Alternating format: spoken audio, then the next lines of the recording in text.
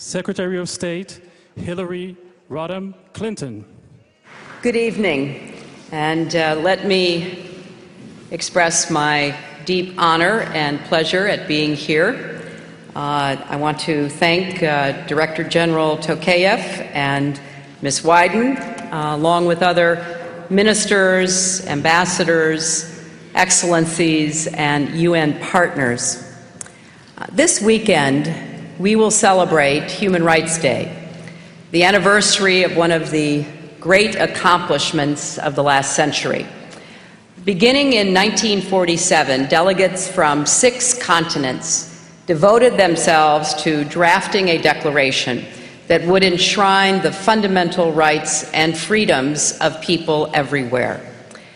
In the aftermath of World War II, many nations pressed for a statement of this kind to help ensure that we would prevent future atrocities and protect the inherent humanity and dignity of all people.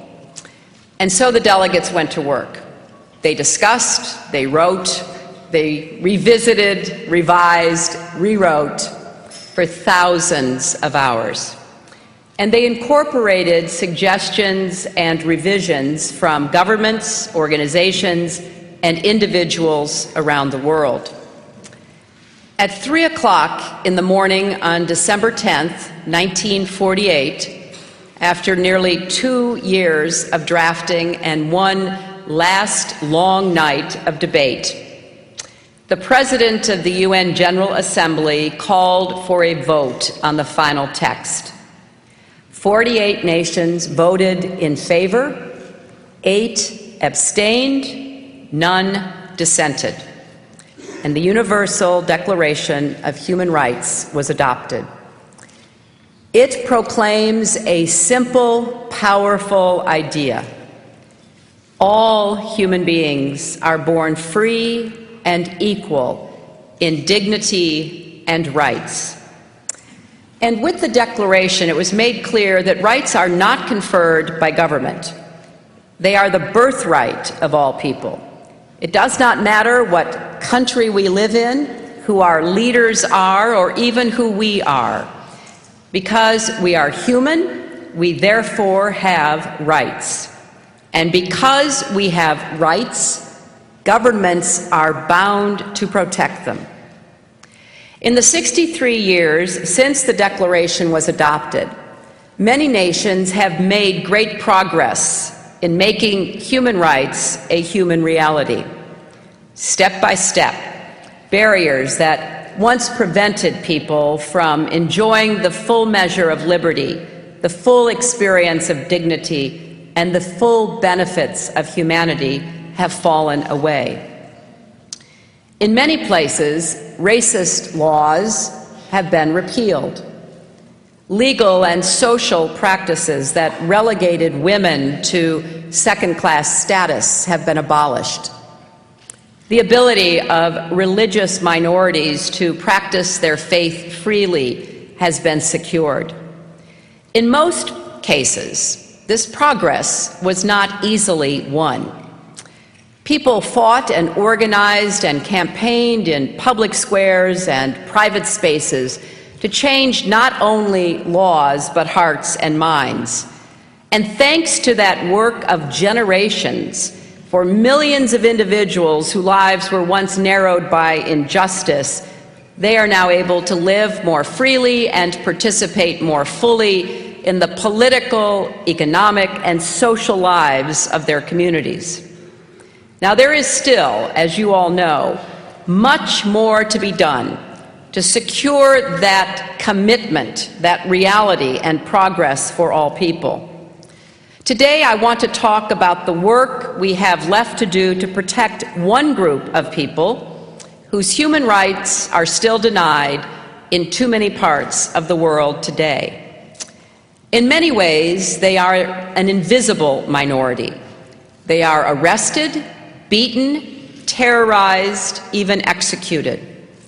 Many are treated with contempt and violence by their fellow citizens, while authorities empowered to protect them look the other way or too often even join in the abuse.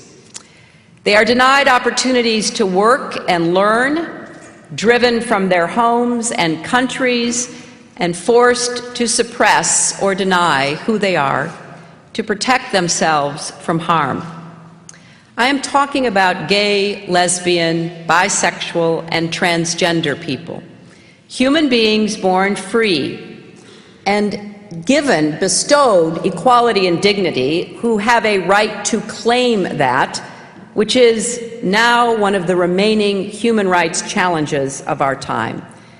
I speak about this subject knowing that my own country's record on human rights for gay people is far from perfect. Until 2003, it was still a crime in parts of our country. Many LGBT Americans have endured violence and harassment in their own lives, and for some, including many young people, bullying and exclusion are daily experiences.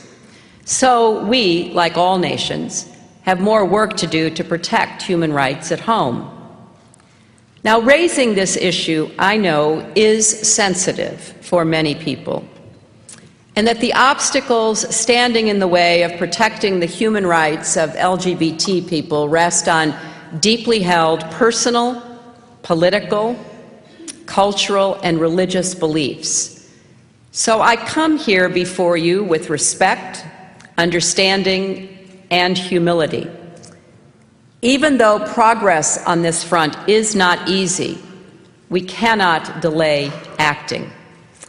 So in that spirit, I want to talk about the difficult and important issues we must address together to reach a global consensus that recognizes the human rights of LGBT citizens everywhere. The first issue goes to the heart of the matter. Some have suggested that gay rights and human rights are separate and distinct, but in fact, they are one and the same. Now, of course, 60 years ago, the governments that drafted and passed the Universal Declaration of Human Rights were not thinking about how it applied to the LGBT community. They also weren't thinking about how it applied to indigenous people or children or people with disabilities or other marginalized groups. Yet in the past 60 years, we have come to recognize that members of these groups are entitled to the full measure of dignity and rights because, like all people, they share a common humanity. This recognition did not occur all at once. It evolved over time. And as it did, we understood that we were honoring rights that people always had, rather than creating new or special rights for them. Like being a woman, like being a racial, religious, tribal, or ethnic minority, being LGBT does not make you less human. And that is why gay rights are human rights and human rights are gay rights. It is a violation of human rights when people are beaten or killed because of their sexual orientation, or because they do not conform to cultural norms about how men and women should look or behave. It is a violation of human rights when governments declare it illegal to be gay, or allow those who harm gay people to go unpunished.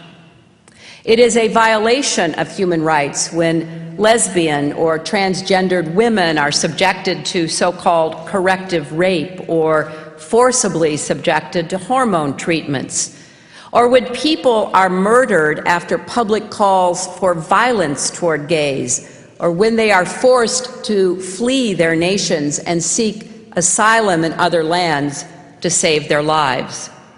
And it is a violation of human rights when life-saving care is withheld from people because they are gay, or equal access to justice is denied to people because they are gay, or public spaces are out of bounds to people because they are gay.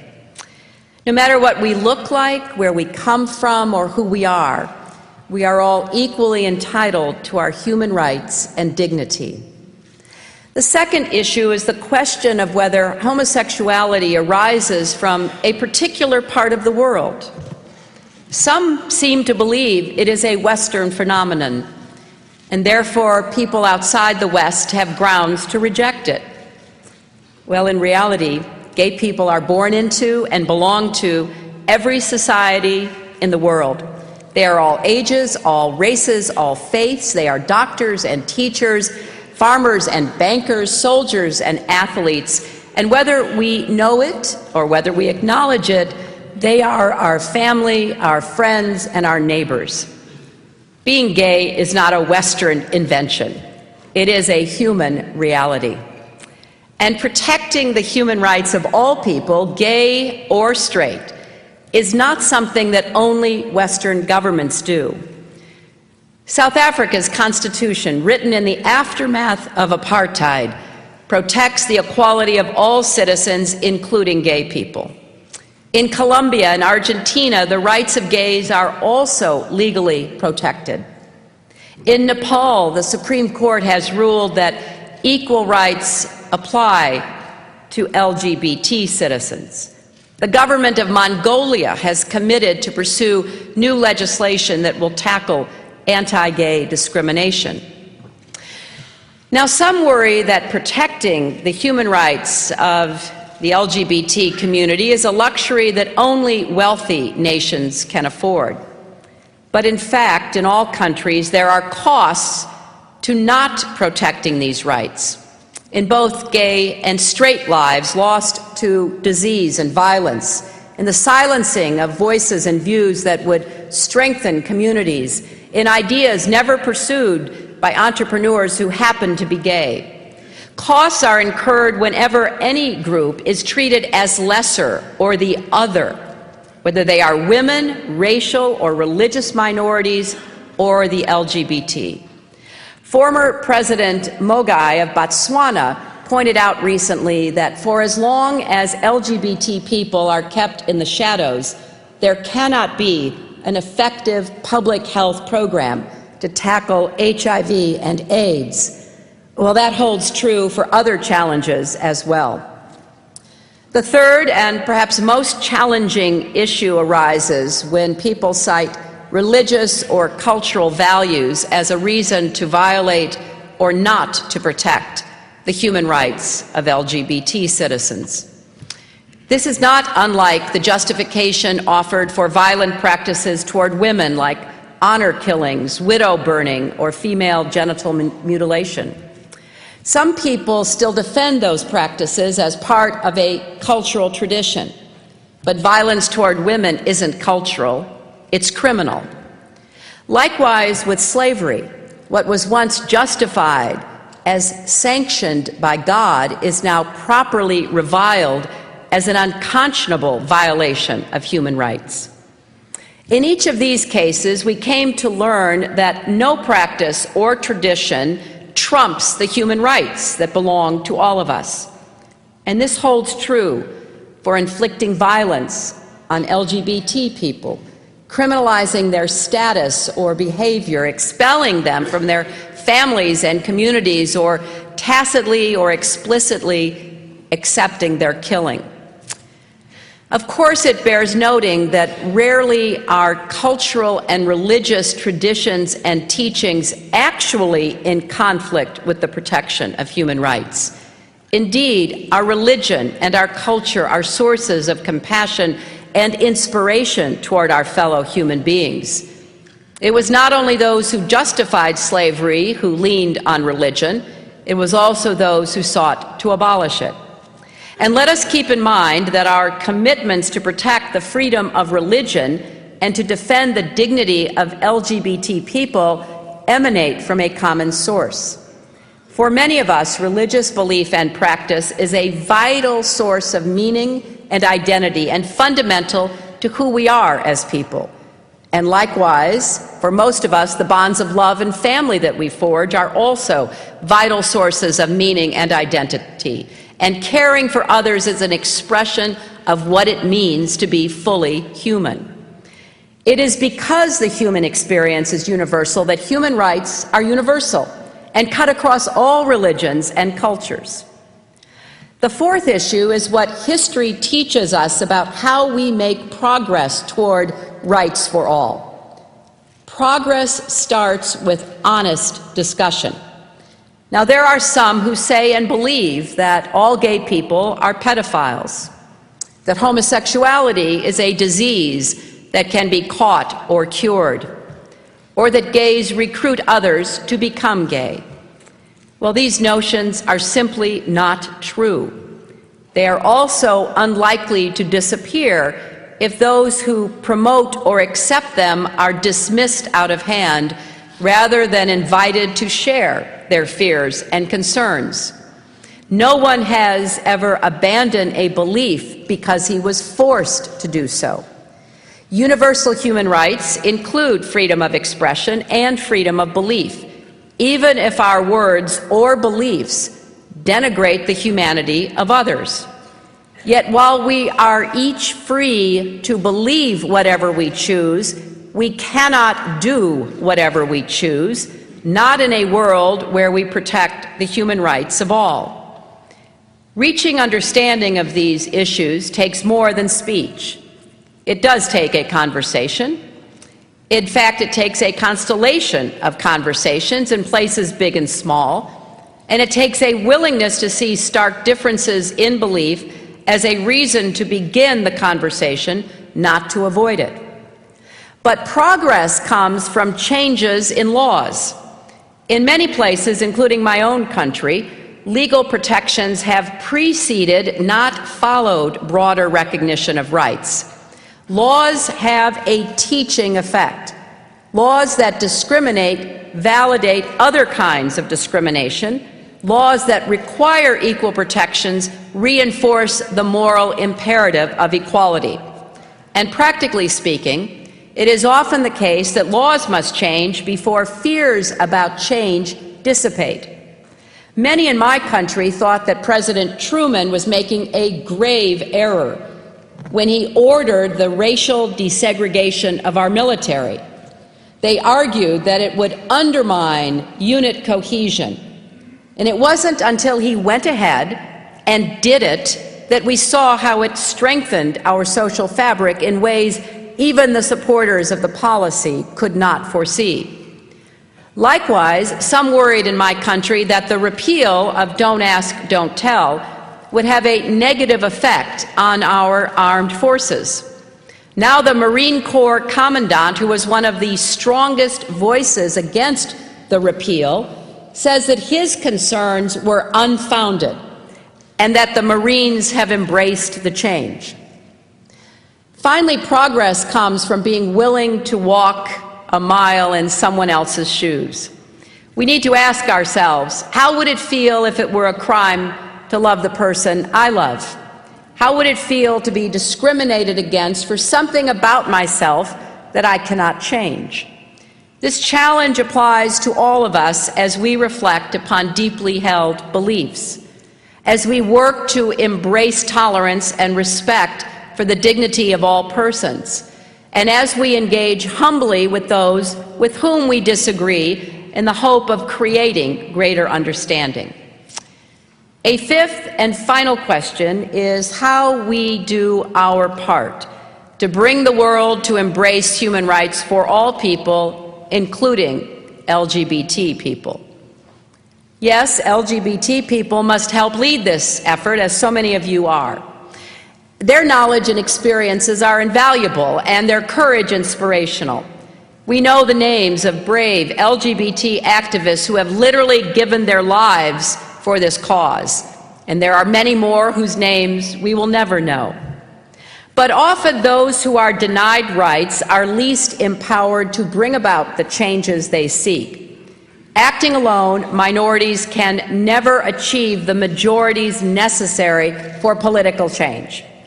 So when any part of humanity is sidelined, the rest of us cannot sit on the sidelines. Every time a barrier to progress has fallen, it has taken a cooperative effort from those on both sides of the barrier. In the fight for women's rights, the support of men remains crucial. The fight for racial equality has relied on contributions from people of all races. Combating Islamophobia or anti-Semitism is a task for people of all faiths. And the same is true with this struggle for equality. Conversely, when we see denials and abuses of human rights and fail to act, that sends the message to those deniers and abusers that they won't suffer any consequences for their actions, and so they carry on. But when we do act, we send a powerful moral message. Right here in Geneva, the international community acted this year to strengthen a global consensus around the human rights of LGBT people. At the Human Rights Council in March, 85 countries from all regions supported a statement calling for an end to criminalization and violence against people because of their sexual orientation and gender identity. At the following session of the Council in June, South Africa took the lead on a resolution about violence against LGBT people. The delegation from South Africa spoke eloquently about their own experience and struggle for human equality and its indivisibility. When the measure passed, it became the first ever UN resolution recognizing the human rights of gay people worldwide. In the Organization of American States this year, the Inter-American Commission on Human Rights created a unit on the rights of LGBT people, a step toward what we hope will be the creation of a special rapporteur.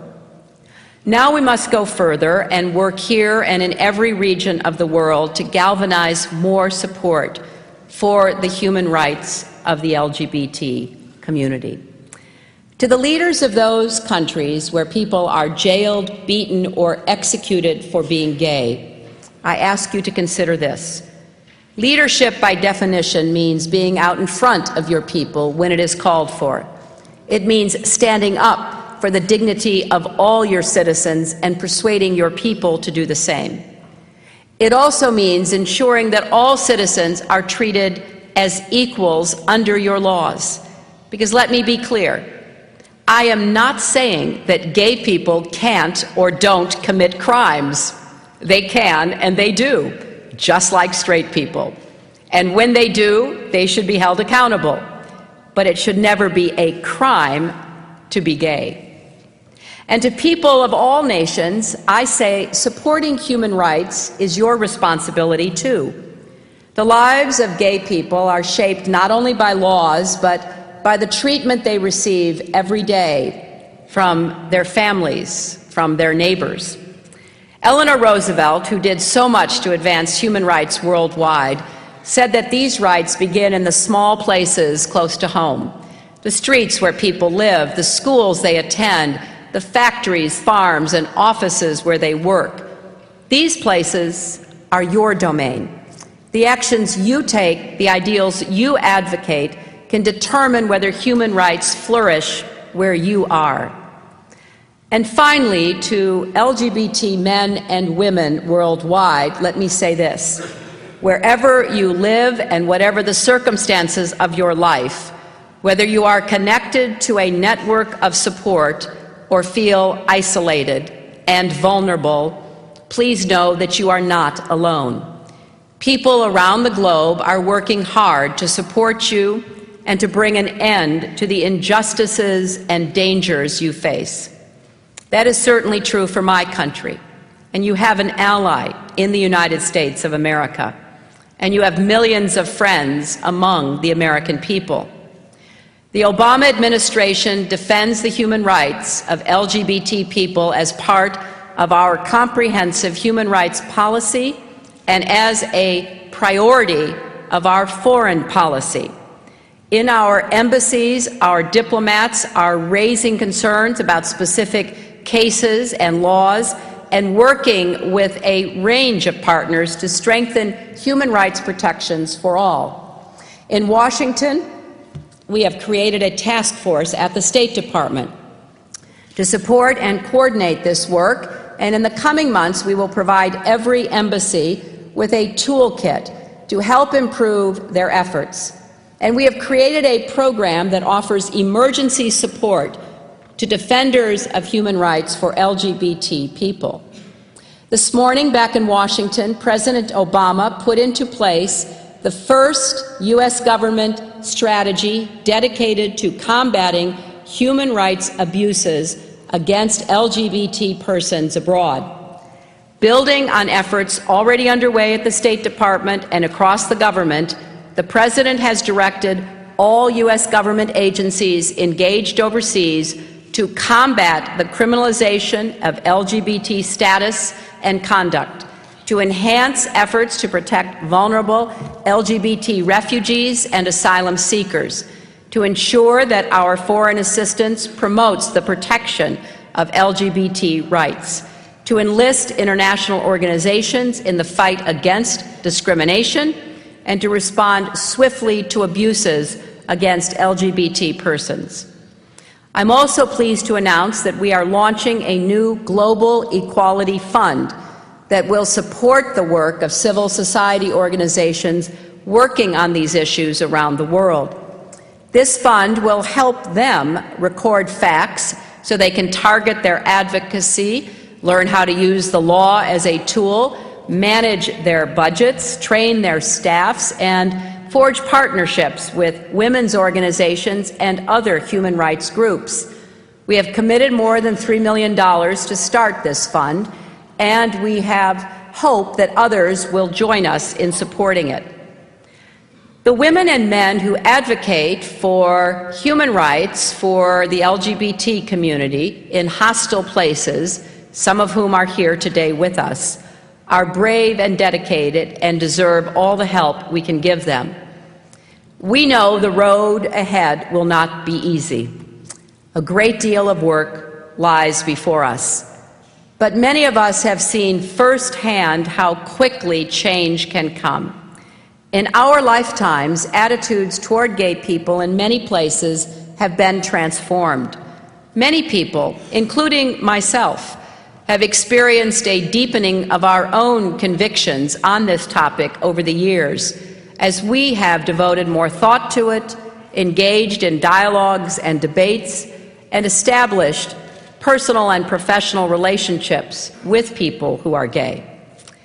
This evolution is evident in many places. To highlight one example, the Delhi High Court decriminalized homosexuality in India 2 years ago, writing, and I quote, "If there is one tenet that can be said to be an underlying theme of the Indian Constitution, it is inclusiveness." There is little doubt in my mind that support for LGBT human rights will continue to climb. Because for many young people, this is simple. All people deserve to be treated with dignity and have their human rights respected, no matter who they are or whom they love. There is a phrase that people in the United States invoke when urging others to support human rights: be on the right side of history. The story of the United States is the story of a nation that has repeatedly grappled with intolerance and inequality. We fought a brutal civil war over slavery. People from coast to coast joined in campaigns to recognize the rights of women, indigenous peoples, racial minorities, children, people with disabilities, immigrants, workers, and on and on. And the march toward equality and justice has continued. Those who advocate for expanding the circle of human rights were and are on the right side of history, and history honors them. Those who tried to constrict human rights were wrong, and history reflects that as well. I know that the thoughts I've shared today involve questions on which opinions are still evolving. As it has happened so many times before, opinion will converge once again with the truth, the immutable truth, that all persons are created free and equal in dignity and rights. We are called once more to make real the words of the Universal Declaration. Let us answer that call. Let us be on the right side of history for our people, our nations, and future generations whose lives will be shaped by the work we do today. I come before you with great hope and confidence that no matter how long the road ahead, we will travel it successfully together. Thank you very much.